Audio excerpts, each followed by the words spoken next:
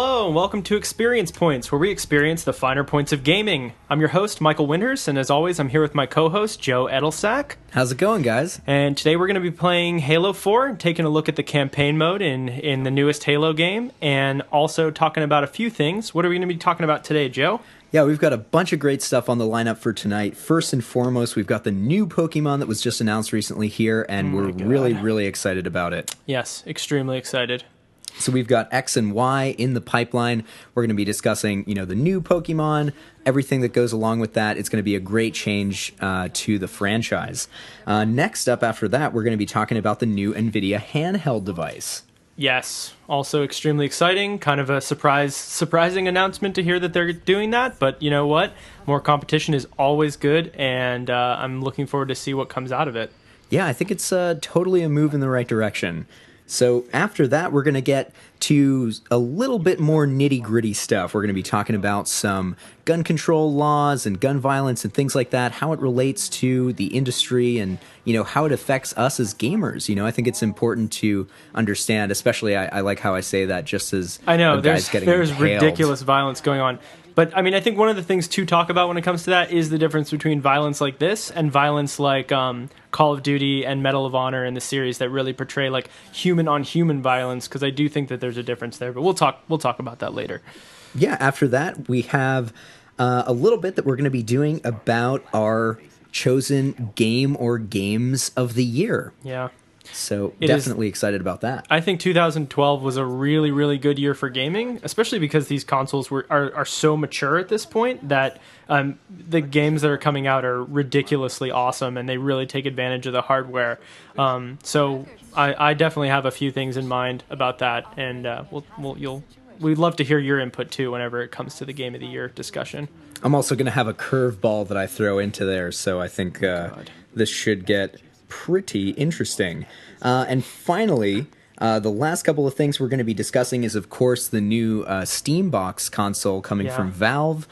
Definitely super excited about that. Of course, the advent of Linux, I'm a huge fan of, too. Yeah. I think it's totally a Linux console. I think that's 100% Linux based, right? Yeah, that's I think kind of the plan. We'll kind of get more into it, but honestly, I'm like a Unix fanboy, so we'll get to talk about that. And then finally, of course, our most important topic of the night, I could almost say, BioShock Infinite. Hugely anticipated. I think Michael might have to go change real quick here.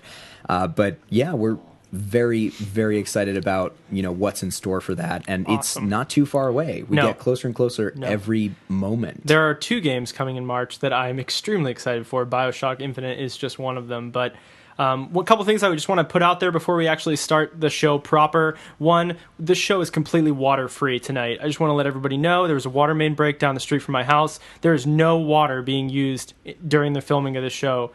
So if our throats sound parched or dry, it is because the water main has broken and we don't have water. The second piece of that is, just so you know, it is not an innuendo. That is very literal. There's actually no water. Yes. The second piece is throughout the show, you're going to see like prompts come up on screen for certain things. We're going to put our Xbox Live gamer tags up there. You'll probably see that now. We're going to put our Twitter handles up there. You'll see that now. And as we go through, if we mention articles, if we mention YouTube shows, if we mention games or other things, we're going to really do our best to make sure that those resources and links to that stuff are available as you watch the show. So, feel free to click on that stuff or bookmark it for later. We'd love to have you follow us on Twitter. We'd love for you to friend us on Xbox Live. And more importantly, we'd really love you to subscribe to this show, because we put a lot of hard work into making this a reality, and recording the screen and making sure we're all ready to talk to you guys about everything. And then the final thing is that we really want to make sure that the audience, whoever's listening to this, whether you're, if you know us or if you don't know us or whatever it is, please interact with us either in the YouTube comments or on Twitter or anywhere you can. We'd love to hear your feedback, because, we're playing games while we're doing the show. But really, the whole idea behind it is that you are really going to be the key driver in figuring out what content is going to be shown on the screen as we do the show. So right now we're playing Halo 4. Obviously, it's one of the big releases of 2012 and, you know, the latest Halo game for Xbox. But if you guys want to see us play a vintage game, we can totally do that. If you want to see us play a PS3 or a Wii game or, you know, whatever's coming down the road this next year, we're going to try to be on top of that stuff. So whatever you want to see, whatever you want to hear, whatever you want us to talk about, we're going to talk about it. So just keep that in mind as you listen to the show, and if you have feedback, please type it or you know, put it in the comments in the YouTube or on Twitter. That's exactly to Michael's point here. You know, that's the best way to show us that you care about this show and you want to support it. If you subscribe, if you're talking to us, I mean, this show is designed for the viewer, you know, so that's our whole objective, is to get you guys the content that you want. And that's what we're out to do. Cool. Yeah. Yeah, well, let's not waste any more time. I'm going to start playing this game, and we're going to start talking about cool stuff. All right, let's go for it. So, first and foremost, like I was saying, the new Pokemon game. Oh my God. Let's hear your take, man. I want to hear what you have to say. Well, first of all, I've been playing Pokemon. I remember playing Pokemon when I was in middle school. I think it was in 6th grade when I got Pokemon Red. And Yes. I think my parents, they were so mad because I would just carry that Game Boy around with me everywhere that I went, and I would dinner, if we were out with friends, I would be playing Pokemon, and I was very lucky to have a very close friend of mine who also played Pokemon, and he had the blue version, I had the red version, and we were trading, and it just I think because of that experience, Pokemon just holds a really, really special place in my heart, and I know that when I see Pokemon games and I see the art style, like, I don't feel like the target audience at all, but at the same time, I feel like I totally am, and I'm 26 years old, so it, you know, some people might not think it's very cool that I play Pokemon, but I definitely love Pokemon, and this newest Pokemon is, oh, look at that, I just got an achievement. I found this terminal that I did not find in my first playthrough of this game. But I have been playing Pokemon for a very long time. I think I played every single generation, all the way up to Black and White. I did not play Black and White 2 because I didn't have the money to buy those games at that time. But the new game, back to what we're actually talking about, is the first Pokemon to actually make the jump into 3 dimensions, which is a huge deal because I remember being a kid, and I remember playing Pokemon Stadium and just thinking to myself, why do the battles look so cool here? And then when I go and play this on my Game Boy, do they just kind of look like the Pokemon would like shake, and then that would somehow damage the other Pokemon? And it was never really that immersive an experience. I mean, Pokemon's a deep enough game where that really didn't matter. But this new game, if you don't know or if you haven't seen the footage from it, it's actually going to have full-on Pokemon Stadium-sized Pokemon Stadium style battles in it. So you're going to see like 3-dimensional battles between Pokemon for the first time in a handheld Pokemon game. And obviously all that's going to be in 3D because it's for the Nintendo 3DS. And you know, when they came out with Black and White 2 this last October, I thought, okay, well then we're not going to be getting a new Pokemon game anytime soon. But the truth is, it's only a year later. It's going to come out this October, and we're going to see the new Pokemon game. And I, for one, could not be more excited to get my hands on it. Yes, I'm really excited too, and I mean, you know, I can say safely that I am not as big of a fanatic of the whole franchise of Pokemon. I think it requires nostalgia at this point. Yeah. Like you had to have played it when you were like a kid, and in order to get excited for these new games. Definitely, and that was, you know, the only way that I really got into it is I actually, you know, I would borrow my friends' Game Boys, believe it or not. I had friends who had like 2 or 3 Game Boys in their family, and they'd be like, yeah, sure, you know, you can hang on to it and just play around, and I would get so obsessed and then like, you know, be distraught when I'd have to give it back to them. But my parents never bought me one, so I was sort of deprived in that way. But I'm really excited too, just because it seems to show that, you know, they're actually starting to pay attention to what people want. You know, oh, yeah. There's been discussion about this for so long. There was a point where it's like, you know, Nintendo always and kind of seems to be the trend with Nintendo now, is like everybody knows what Nintendo needs to do to be successful. You know, everybody knows that Nintendo needs to put out a Metroid game for the Wii U, or they need to put out a Zelda game for the Wii U, and they just they dangle it in front of your face for so long. And everybody's even Black and White, that was on the DS. Like, that could have handled 3D battles no problem. Look at something like Elite Beat Agents. I mean, that had so much animation in it, and it was on the DS and it worked just fine. And they chose not to do that because when it comes down to it and they see that we're not selling that many consoles, or we need to have something that's gonna really take it to the next level, they can pull out that trump card and say, okay, well, here's everything that you've wanted out of this franchise over the last few years. It's here now. And now how many 3DSs are they going to push in October? I mean, it's going to be a lot. Right. And frankly, I mean, even people like me who, I would honestly never imagine to buy a handheld console like that. Right. I mean, I haven't in a while. I've been cool with my PC and, my regular consoles like PS3 and my 360, but yeah, this could honestly drive so many more people towards that franchise, especially because we're not the only people in this situation. There's absolutely so many others out there. Absolutely. So I'm definitely really excited about that. And you said October on that release date, right? Yeah, it's going to come out in October. And they actually, for the first time, and I think this is a really big deal too, it's going to be a international release all at the same time. Oh, wow. That's great. So no longer is it going to be like Japan has Pokemon for 6 months ahead of the United States. It's just going to be everybody gets it at the same time. And I think there's going to be, worldwide trading and worldwide battling. And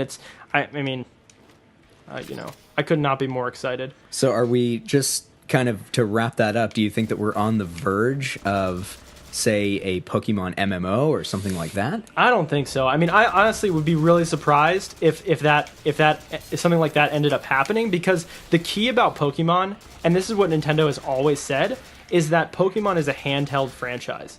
Like, they've never made a Pokemon game for a console that was really substantial. There was one for the GameCube that was actually pretty terrible in my opinion. But they've never made like a console game, and I think unless a new handheld comes out that has like 4G and can be connected on that level, I don't think that we'll see a Pokemon MMO for years. But honestly, I mean, I think it'll eventually come, but I just don't think that it's anytime soon. Right, I understand. Well, let's move on to the next topic here. We've got the new nVidia handheld. While we're talking about handhelds, this fits right in. Yeah. So what are your opinions on that? Well, I think it's interesting that nVidia is, obviously they're already in the hardware market since their whole thing is GPUs, right. But I think it's interesting that they are going to try to compete directly with Nintendo. There is a hole in the handheld gaming market right now, because you look at the handheld gaming market as far as the iPhone goes, and that does not fulfill my gaming needs. As much as I've wanted it to, and I've kind of, I've tried all the killer apps, quote unquote, for the iPhone. It just never really, I think it because of the controls and just, oh God, I'm sorry. Because of the controls and the way that the touchscreen works, I just don't think that it has the potential to really be a powerful force as far as like gamers go. Right. I think too that a lot of the issue with it, like you're mentioning, is with the control schemes and stuff like that. I mean, we've got the ability to at least display essentially any type of controls that we want on the screen, but what's always been the sort of barrier that I've come across is that you're blocking most of your own view by just controlling simple things on the screen. Yeah. Which is definitely not what you want for any type of game. I mean, and there's been a lot of hardware companies that have tried to like kind of jerry-rig solutions to that. Yeah. And none of them have really picked up, because that's a partnership that has to work well, not only with Apple and getting that in front of the right people, but also it has to work well with the game developers. So you have to make sure that functionality is baked into the games. And I don't think I've ever once come across a game where I've seen like an option for some kind of integration with a third-party controller. Right. And maybe, have you? There are certain controllers out there that actually work with only specific types of games. So, for example, like Gameloft, I think, released their own controller, but it only is compatible with Gameloft games. So, and that kind of thing, I mean, like, how many Gameloft games are you going to have I think when phone? when I first had the iPhone, I had a ton of Gameloft games, but they've kind of dropped off, and they make like Gameloft is like the clone maker of games. They make like games that are kind of like based off other games. Like there's a Right. game called Nova that's basically like Halo. Yeah. I remember seeing that one. There's, I mean, I you're hope right, it's no all one's derivative. really watching how terrible I am at playing Halo, because it's really embarrassing. And you seem to be moving through. It's actually Well, it's on going normal pretty well. mode, so I just want to, I'm not trying to say that I'm good at Halo, and there's a reason we're not playing multiplayer right now. That would just be, I would not show that to anybody, because I am terrible at Halo multiplayer. It is, I think, overall just kind of like mayhem, but yeah, you're doing great over there. Oh, thanks. You keep doing your thing. Actually, I wanted to say real quick, this gun, I don't even remember what it's called. It's like a plasma rifle or something like that. I love this gun. I absolutely love this gun. This is one of the new guns for Halo 4, and I think it's so cool. And there's a bunch of new guns for Halo 4, because there's a whole new enemy type called the Prometheans, which you don't see here because I'm fighting the Covenant, but they actually have a whole other set of guns that didn't appear in any other Halo game. But I really, really like this game, and I ended up, when I played this game the first time, because this is not the first time I played through this, I ended up using that gun, that plasma rifle, a ton, because I really, really enjoyed using it. Oh, God. Yeah, it's a pretty sweet weapon. I mean, just from playing the multiplayer, because I'll be completely honest, I have only played Halo multiplayer. I have not even touched this campaign. This so is I'm a good actually example of watching how different Joe and our gaming habits are, because I am very much a person who I enjoy multiplayer games, obviously. I love StarCraft, and I played a lot of World of Warcraft when I was in college, but I am much more interested in what's being done as far as single-player stuff and storytelling, where I think, and I don't want to speak for you, but I think that you're more interested in the competitive aspect of gaming, and I think there is definitely interesting stuff going on there too.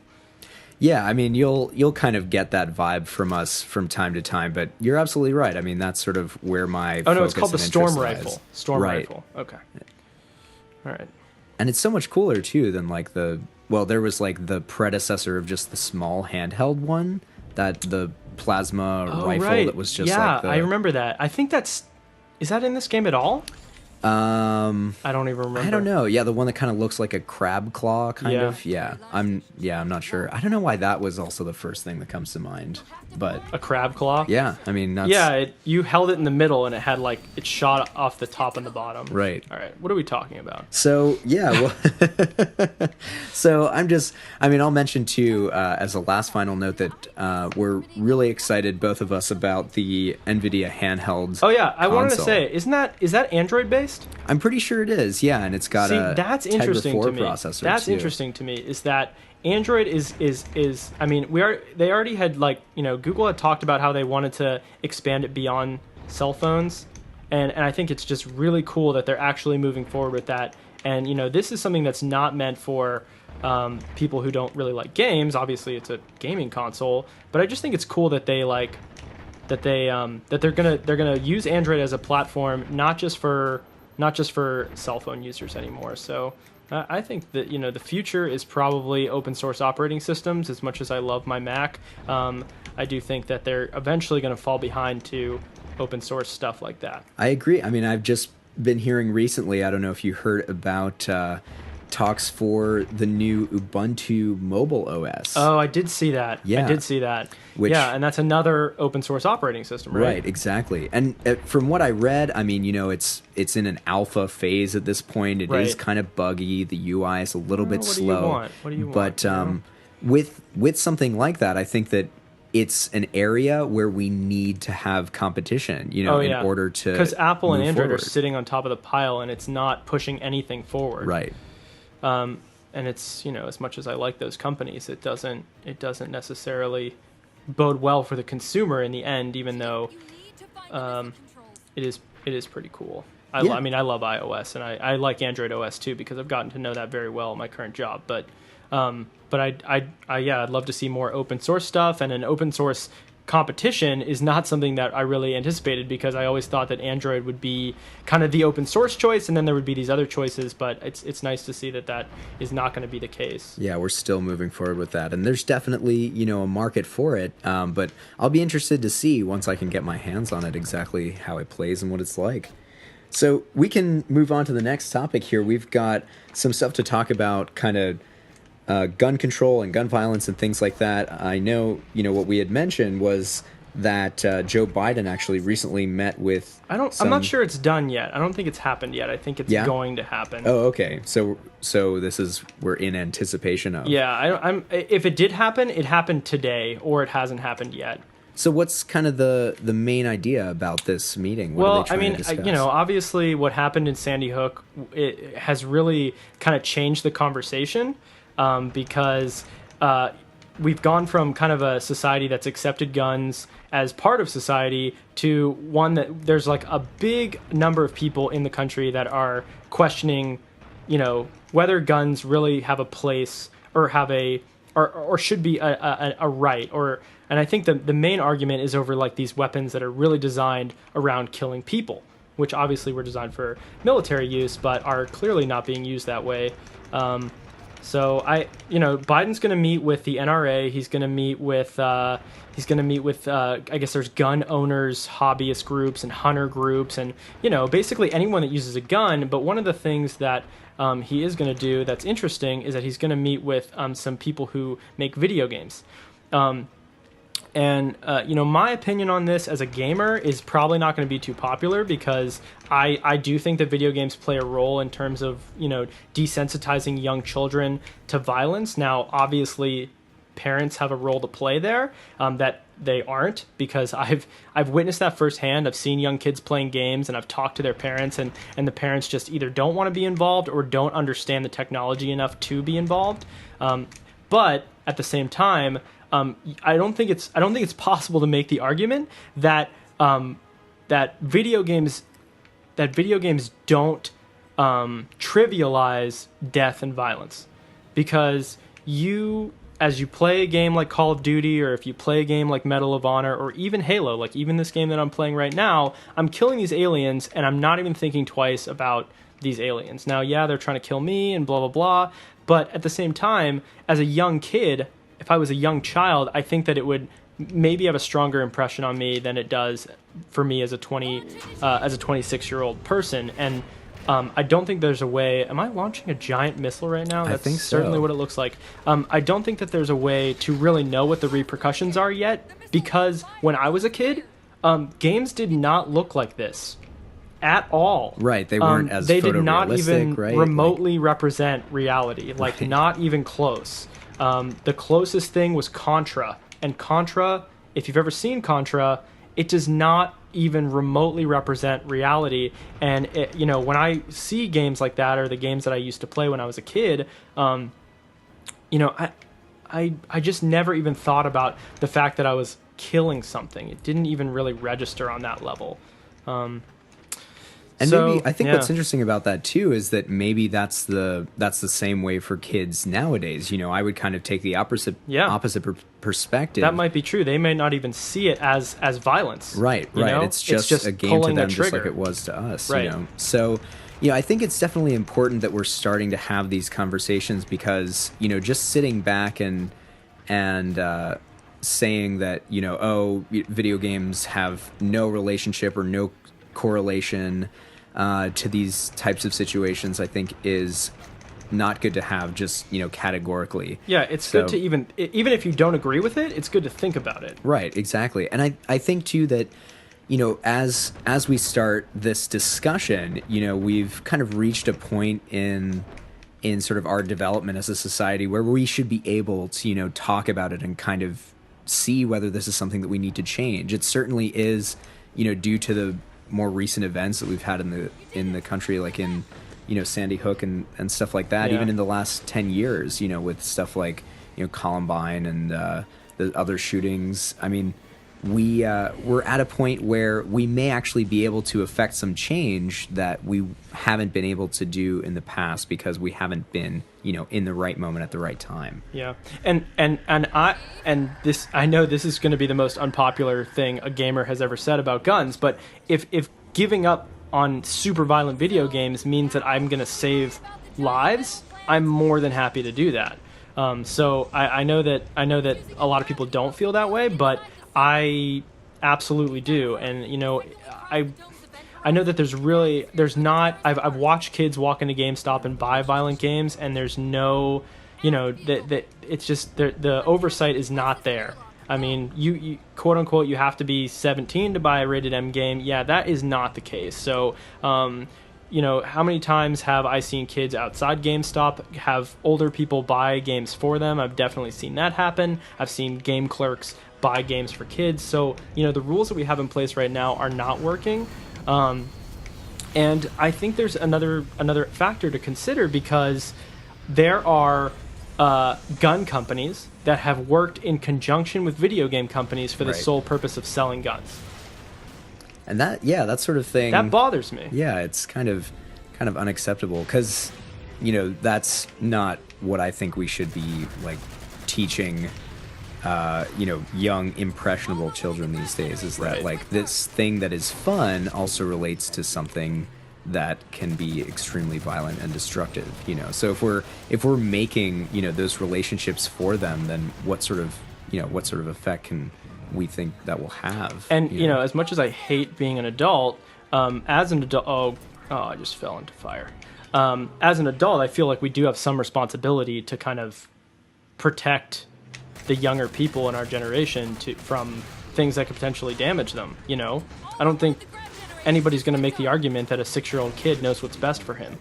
And yet I've had conversations with parents who just have no clue what their kids are playing and don't either want to know or can't wrap their heads around the effect that it's having, or don't want to admit it. I don't know what it is. Right. I think that's the most important thing, is like, whether or not kids are playing, violent games and stuff like that. I think the takeaway point is that having people that are involved in their lives, and as long as it's not the only thing that they're doing, those have vast implications for the proper development of a young person. Yeah. So that sort of thing, I think, like, it's good that we're starting the conversation now, and I think that we're sort of reaching a turning point here. It's kind of sad that, we had to wait for something as bad as this to maybe force the hand of change. But hopefully, it turns out for the best. Yeah. I mean, it should be something interesting to follow here. And yeah. I mean, I would not be surprised to see some new laws put in place as far as what it takes to buy a violent video game if you are under 18 or under 17. Wow, we're just now getting to the title sequence of Halo 4. Screen. So that's yeah. So we can move to kind of some lighter notes here now that we've done our bit of preaching. That's not nearly as fun to talk about as new video game consoles and Pokemon. But this is what's interesting, and somebody had made a meme about this, and it really actually got me thinking to tie this into Pokemon, is that the target audience of Pokemon is kids, and adults end up playing it, and the target audience of Call of Duty is adults, and little kids end up playing it. So it's really weird that ends up happening, but that is how it ends up like parsing out at the end of the day. Did you see? Was it the same part of that meme? Because I think I saw that too. That at the end, it's like the target audience for My Little Pony. Oh no, I think somebody maybe added on to the end of it. I'm pretty sure. Yeah. So like it's like this 8-year-old girl as the target audience, right? And then the actual audience is like this 26-year-old grungy man, with like long hair. Yeah. Wow. Which that kind of it like freaked me out a little bit, but yeah. No, I absolutely agree. Jay, if you listen to this podcast, that My Little Pony shout out is for you. So you know who you are. So we can move right on here to the next topic, and we may actually choose to link that if you want. Sure. We could link to either of those. Let's link it. Look, why not? Yeah. We'll show you that meme. Click right there. Now. Yes. So we'll go to our next big topic, which is Game of the Year. Are we going to do a Game of the Year? Do you want to do Games of the Year? How do you feel? I think I have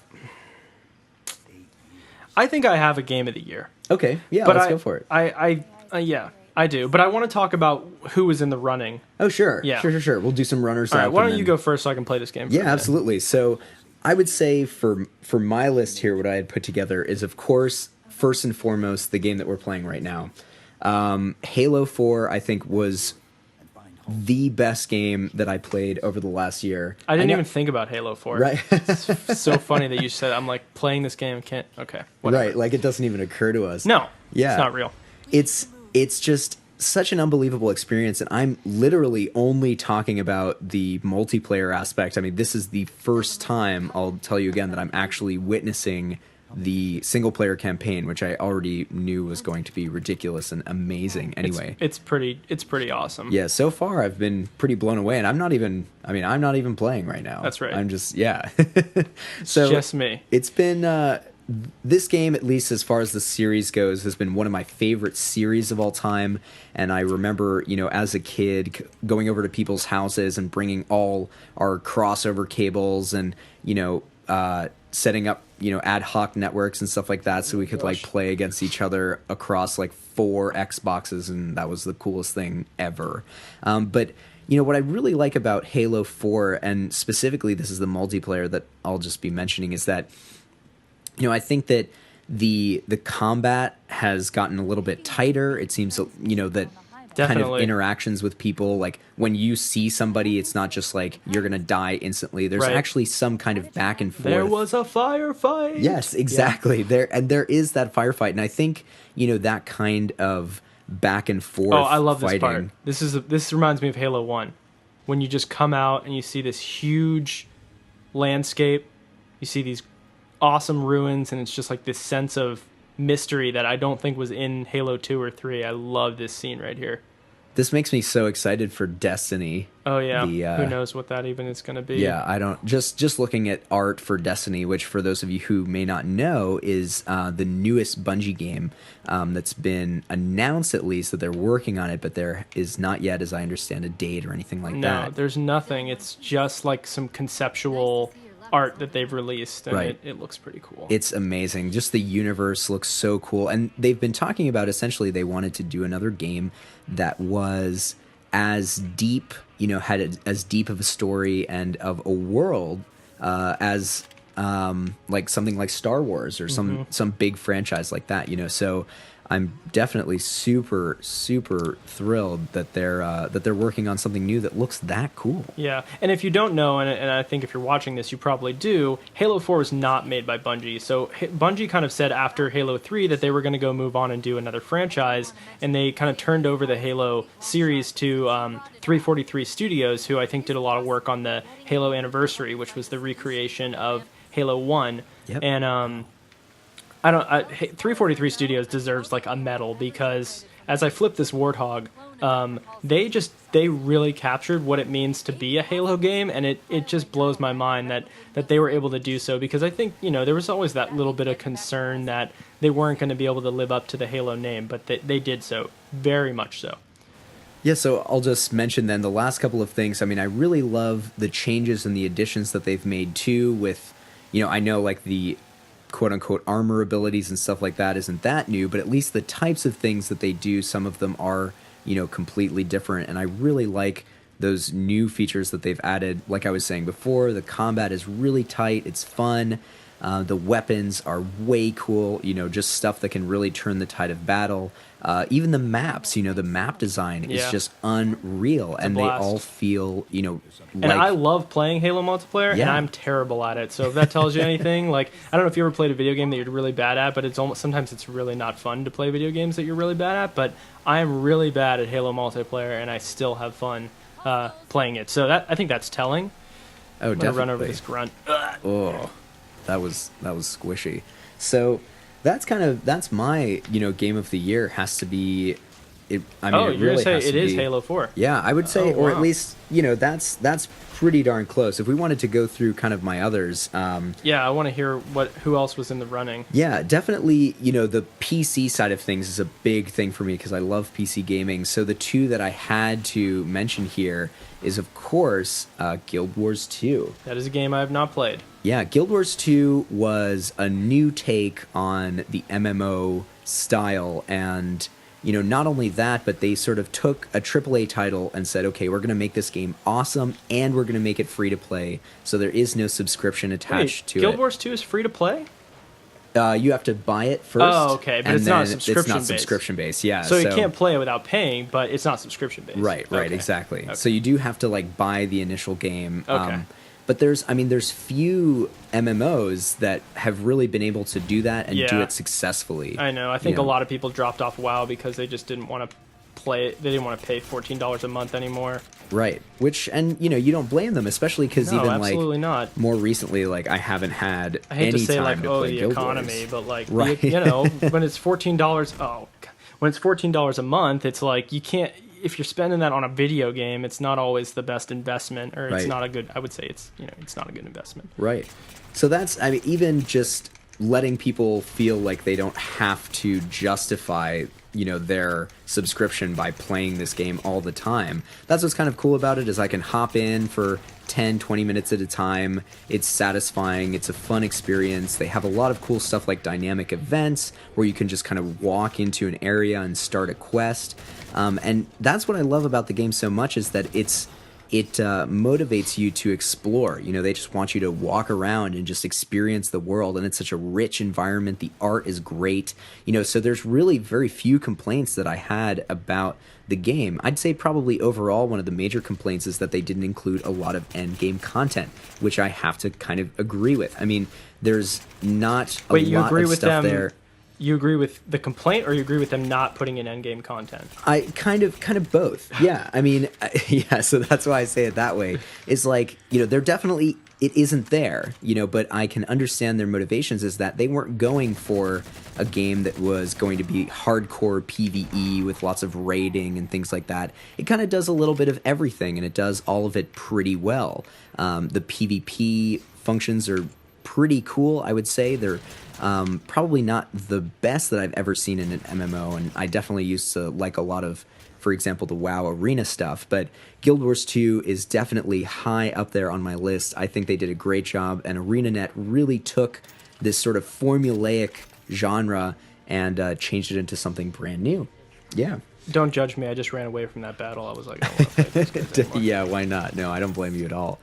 So probably then the last couple things that I would mention is, of course, going to be StarCraft. And, I'll let you talk a little bit more about StarCraft. But how could that be your game of the year? It didn't come out. It came out in 2010. I know. But I would say what I'm looking forward to, at least with StarCraft, is probably even more, like, cooler than any game that I've played this past year. Just with the beta of Heart of the Swarm. If you count the beta of Heart of the Swarm, which is awesome. Yes. Really unreal. I think they're going to be making a lot of cool changes to the franchise, and it's really going to be a very different game, even with just the simple, I say that in quotes, of course, the simple addition of things like physics and stuff like that really add to the animations, and just make kind of combat and sort of that back and forth fighting really cool. I mean, it just looks cool on the screen. It definitely does. Yeah, so that's, I mean, a big one. At least the Heart of the Swarm beta has been awesome, and I'm really looking forward to see what else Blizzard does with that. And finally, I would say, one big mention this year is League of Legends. I would say is a huge mention, just because of the things that they've done over the last year with competitive gaming. They've been able to focus on their fan base and get a lot of events going that have had a lot of following, lots of people watching it online and live streams. So they're starting to get a pretty significant following, and it's actually bigger, I would say, at least right now, than even Pro StarCraft. Oh yeah, it is. I mean, just numbers wise, it is bigger. So that's something that is part of that is that it's free to play. Yeah, that's a big one too. Absolutely. You don't have to. It's free to play. You don't pay to play it. So I mean that obviously gets a lot of people who maybe even aren't that into games. They're like, okay, well, I can totally afford this game since it's free. Yeah, that I think is a major change in the way that we that we look at games. And I think we're going to see a lot more, high quality AAA free to play or non-subscription based titles that are coming out in the future. And there was some speculation too that StarCraft was even going to go free to play, but I don't think that's going to happen. Yeah, I'd be really surprised, but hey, I mean, I never say never. Just like Bieber-san, never say never. Dude, Bieber's... I don't even want to talk about Bieber. we don't have just to. the fact that he's causing... I don't even want to talk about it. I'm sure fine. anybody who knows anything that's going on with Justin Bieber right now knows what I'm talking about. It's ridiculous. If you don't, just go ahead and just Google it. Justin or click Bieber. on this link. I'll give you a link. You can read about it yourself, but I'm not going to talk about it. So what about, now that I almost wanted to let you get out of these firefights before I ask you. No, but if you wanted to go right into, what's your? Even though I keep dying, I hope and nobody's really noticed that I've died like 3 times. what's your ranking? I'll try to ignore normal it too. mode, people. I think one of the games that I really, really loved, and I know whatever ending, you can say all you want, but Mass Effect 3 is a fantastic game, and I recently played through it again. After my first playthrough, which after I was done with the first playthrough, I didn't play it again immediately, which was a kind of a new development, because every other Mass Effect game, I just immediately started a new character because I wanted to see, all the different permutations of the story and all the cool stuff that comes along with being an awesome Mass Effect game. But this game, I kind of had to step away from it for a while. It left me very conflicted at the end of it, which... as time goes on, I love that more and more, that a game was able to really make an impression on me that lasted, longer than just, okay, I'm done with the game, let's move on to the next thing. Mass Effect 3 is a fantastic game, and I will always stand up for it. I think that they took a lot of risks with that story. I think that the way that the game ended, it's a lot like Lost. There was people who really, really hated Lost because it left a lot of things open and left a lot of questions answered. But I'm going to be the idiot that's like, you know what? That's just like life, man. Life ends, and you don't get all the answers at the end. And there's just some things that you're never going to know the answer to, and that's okay. And I think... Wait. Seriously? Oh, I'm sorry, Joe. I didn't mean to break some bad news to you, but yeah, I mean, I like that kind of stuff. I think it's so cool to use your imagination to kind of fill in those holes, and I know a lot of people don't like that, but I personally do. I thought Mass Effect 3 was great. I thought the ending was great. I thought the extended cut was great. I thought all the DLC was great, but it's not my game of the year. I really liked it, but it's not my game of the year. The other game that I really, really, really, really, really liked from this year, and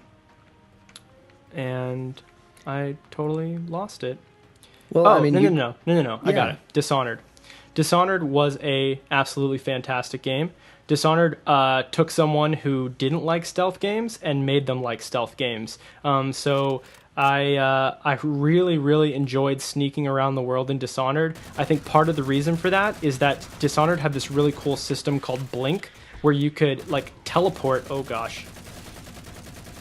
Where you could teleport from one area to the next, and it really helped with the whole sneaking thing. And I loved that you could go through entire levels without killing anybody. I just thought that was really cool, and I love Dishonored, but again, not Game of the Year.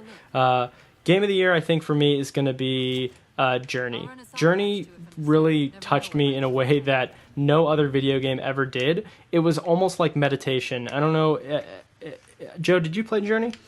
No, I actually didn't. That's kind of funny that you mentioned that, because I've been seeing that on so many, at the end of the year when I was reading articles and stuff like that, and it was on top of every list. Yeah. Well, one day you'll have to come over. I mean, I have it, and you can play it. It reminds me of meditation, and it's really weird to say that, but I've never said that about a video game before, but Journey is like one of those experiences that is unlike any experience that I've had with any media ever. And I think that alone, being able to say that alone, says a lot about that. I would love to nominate Skyrim for Game of the Year. I really would, but Skyrim came out in 2011, and if it could take 2012 with it, I would totally give it to it, because I love Skyrim. But I will say that Journey is my Game of the Year, yes. And my runner-up would be, if I could pick a DLC of the year, it would be the Dragonborn DLC in Skyrim, because that was really, really, really good too. Yeah, and that did come out. That came out in 2012, so I can give something to Skyrim. There you go. I will give anything I can to Skyrim because I love it. It is a fantastic game. Would you give your firstborn child to I would Skyrim? give all my children to Skyrim. I would sacrifice them to Talos. So you... Oh, yeah. You I'm not a worship milk drinker, all yeah, right? I figured. I'm a true Nord of Skyrim. So Only 90s Skyrim kids will get that joke. yeah, right. That's perfect. I love that we even have Skyrim inside jokes. That's pretty cute. That's good. So with that, was there anything else that you wanted to mention about your game of the year, or is that you're No, pretty if set? you haven't played Journey and you have a PlayStation 3, which sadly it is PS3 exclusive, which I hate, I would definitely take the time and play that game. It probably takes about an hour to play through. It really doesn't take too long. It has some amazing multiplayer features, which I don't want to talk about it too much because you kind of want to experience it for the first time yourself. But let's just say there's no lobbies, there's no matchmaking. Sometimes you'll just see somebody else walking through your game, and you can communicate with them by pressing the sing button. So you can sing to them, and they can sing back to you, and that's the multiplayer. So if you can play it on the PlayStation Network, and every once in a while you'll see another little dude walking around, and when I first played it, I didn't even know there was multiplayer. So I'm like following what I thought was an NPC, and then later on I come to find that, oh no, that's not an NPC, that's totally like another person somewhere in the United States or somewhere in the world that's playing this game at the same time as you. And because the game's so small, it's so short rather, they just happen to be at the same part in the game as you, and so you end up running into them. It's just really, really cool. And so that it was just another person somewhere in the world who thought that you were just being really creepy. Yeah, they didn't know. Well, you can't like talk to them, so Right. It's not like I could have said anything weird, but I had no idea that it was a real person until like later on that evening when I was reading more about Journey. After my journey, I was like, oh, that was a person. Okay, well, I hope that person doesn't think that I was ignoring them because I didn't even know that I was supposed to try to do anything with them. But it's a full-fledged game. There's secrets. There's things to do. It's not just walking, but it's a great game. That's like saying that Lord of the Rings is just walking. That's Do you think? No. Do you think? No. Well, No. Lord of the Rings is not just walking, obviously. There's that's so much character That's development. right. That's right. If you haven't seen the new Hobbit movie, it's go great. do that right away. I loved it. Just turn this off. But don't actually. So Or take in the car and listen to it there. Exactly. So we can move right on to our next topic then. Be sure to check out Journey is the takeaway point here. Yeah. Just do it. I will Journey. do it. And Halo so 4. You should do it. Yes. Yes. There's two those are games you two. buy this year, and actually, I've heard a lot of really good things about Far Cry 3, but I haven't had the opportunity to play it because I'm poor. So if you want to send me Far Cry 3, just hit me up, and I will gladly take your money and buy Far Cry 3. Would we? Would we do that? Yes, we would. So moving on to our last couple of topics here, we've got the Steam Box as a hot button console. Yeah. The Steam Box is, of course, the newest announced console coming from I'm Valve. not even sure that it was like officially announced. They just like had it at CES, and they were like, "Yeah, this is a Linux-based Steam Box." It was called a Piston. Right. Which I really hope that Yeah. they kind of stick with. That's a because cool that's name pretty because awesome. it makes sense. Yes. The steam drives the pistons. That's just so cool. I get it. And I think too, like, we haven't received, or at least I'm pretty sure that they haven't released yet any sort of specifics about, what hardware it's going to include, what kind of software it's going to run other than Steam. Well, it's a Linux-based OS. Right. I think it has up to 1 terabyte of storage in it. The price, I think they said, was like $599 or $1,000, depending on which configuration you get, which to me seemed really high.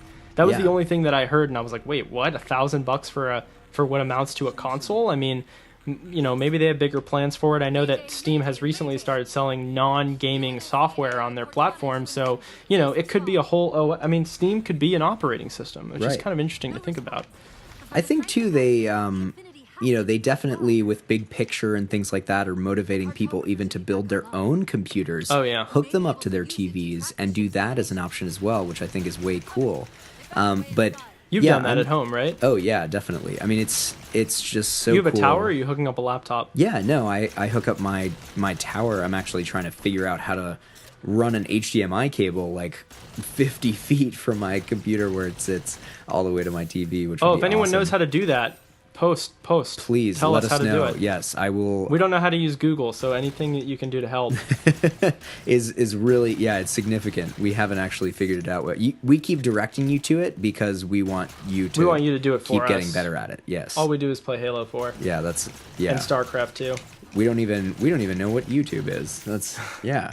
So with that, I mean, I'm pretty excited about the prospect of being able to have kind of all of that stuff in the same place because I'm already doing that with my PC.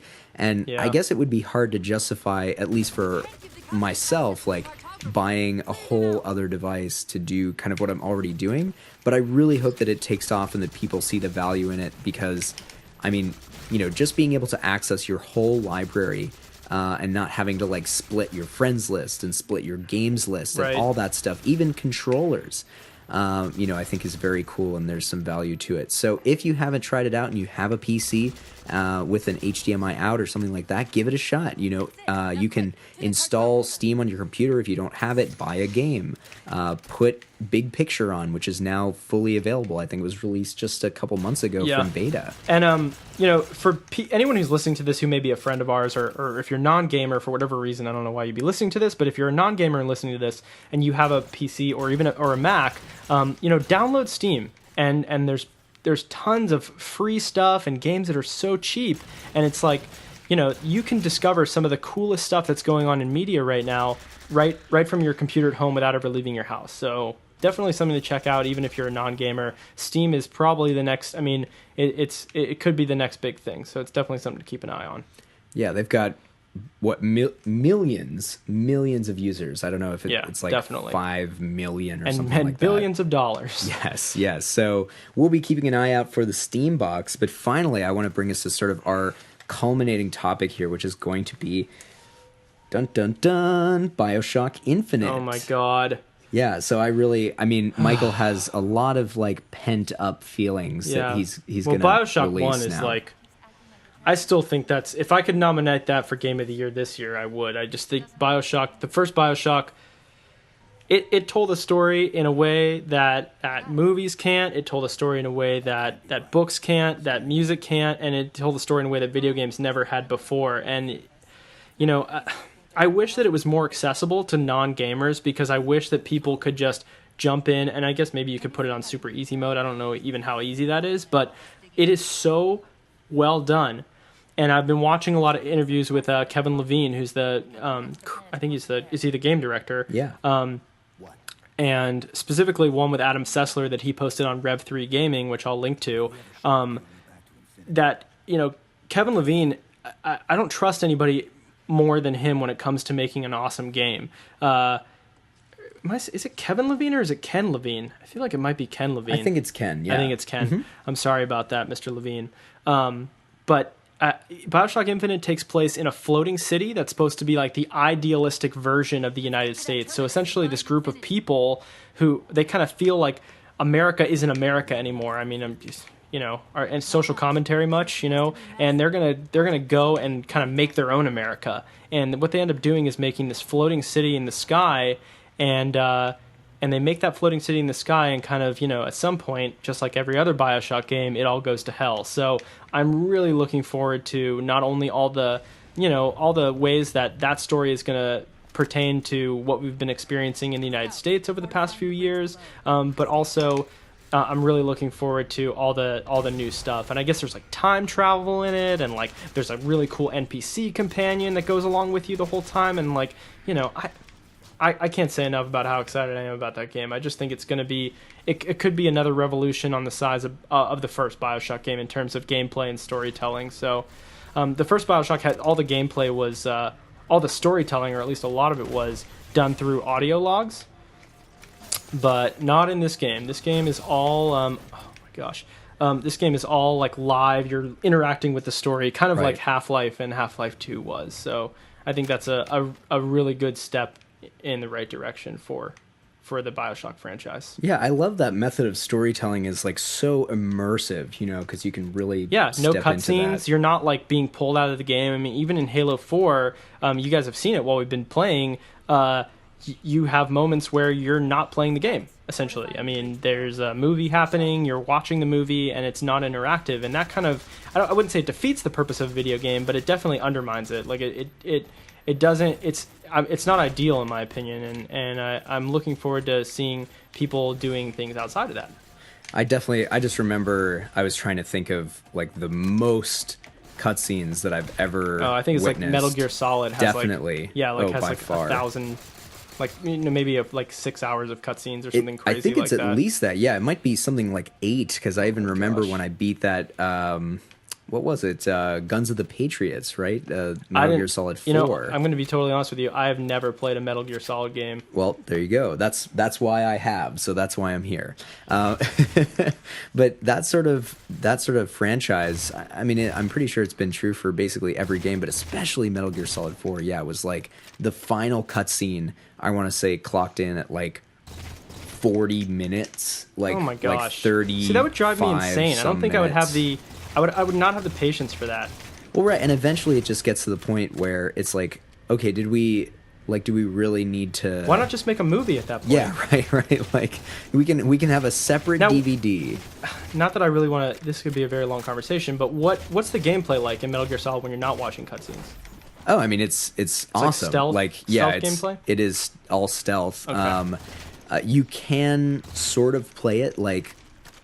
Kind of run and gunning a little bit more so Yeah. than other games, but it still I has... tried that with Deus Ex, which someone said you could do that with Deus Ex. You cannot do that with Deus Ex. You will die Yes. very fast.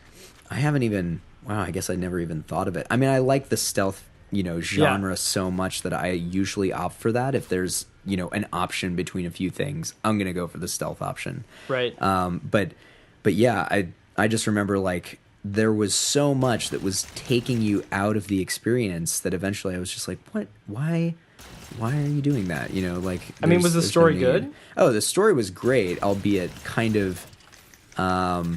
I don't want to say Japanese. No, but I mean, I would know what you meant if you said Japanese. I know, but that's not, it almost sounds like offensive. It's if I not say it though, that because way. Japanese storytelling the style is very different. I mean, look at something like Final Fantasy. Yeah, Like the Final Fantasy game stories are like ridiculously convoluted, Insane. and even like Final Fantasy VII, which is probably one of the simpler versions of Final Fantasy in terms of story, is still ridiculously convoluted. yeah, you're right. It's the most straightforward, and I still have no idea what's Like going I could on. follow that one, kind Right. of. There was an alien and a comet or something. I don't know.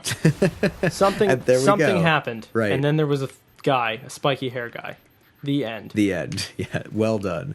So I feel like at least with those, I've always wondered, like I've always wanted to like talk to a Japanese person about games like Final Fantasy or even TV shows like Evangelion, which I feel like could get really insane. Some anime shows just get crazy plots like that. And I always wanted to ask them, like, so does this make perfect sense to you? Like, am I just Am I just really an idiot? stupid? Yeah, like, am I just it? really dumb? They'd probably be like, yes, Yes. that is what's Don't happening. you get it? Genova was a thing, and all right. They know all this stuff that like. Yeah, they like see all these things that I It's never like a even thought about. lore fiesta. Yeah, right. Yeah. Exactly. But getting back to the point here, so BioShock Infinite, my main question for you, Michael, and I know this is a touchy subject, of course. Oh, God. Will it come out on time? Yeah, it will. Okay. They only delayed it a month, and you know what? If you need a month to make your game perfect, you take your month. I have no problem with this. That grunt was shooting me after I was already dead. Yeah, they tend to do that. Yeah, if you need a month, I mean, game delays don't bother me because more time to me always equates to a better game experience, and that's quality over speed is definitely the way that I prefer. Oh, there's a rocket launcher here. That's fantastic. Oh. I think that there's some what are the flying Covenant ships called? Oh, yeah, Banshee? Or this... Yes. Yeah, it's a Banshee. I'm gonna fly it around. All right. Sorry, I got a little distracted there by the Banshee. I was thinking, like...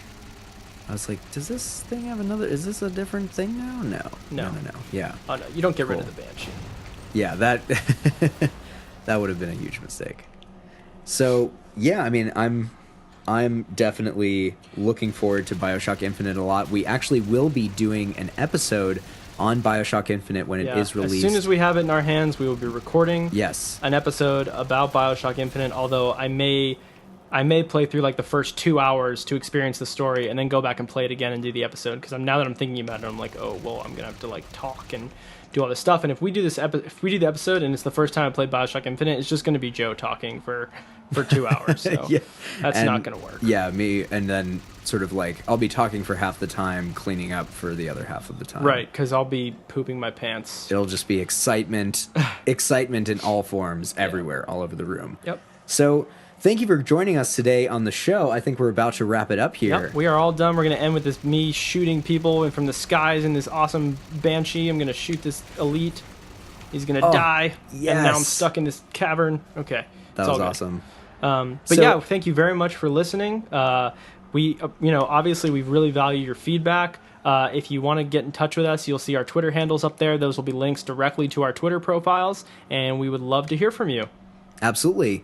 Get back at us at any of those methods, and of course, like, subscribe, follow, anything that you like, any way that shows us that you want to be part of this, ever-changing thing that we have here, right. our little show. Our dream here is that it's a community in the end. So, yes. I would love to see it be. I just rocket launched that guy from like 2 seconds away or 2 feet away.